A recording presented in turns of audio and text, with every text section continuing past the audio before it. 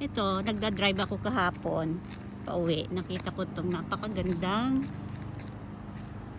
trees na may mga flowers.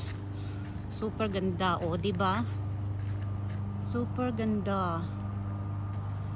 Punong-puno siya ng bulaklak. Ang sabi ko, babalikan kita para ma-videohan ko lang. And parang may mga ano siya, oh, beads. And yan ang bubukas. Pag nagbukas siya, ganito ang magiging ano niya, bulaklak, oh. Yan ang bulaklak. Parang mga beads pa siya pagka yung hindi pa siya bumubukas.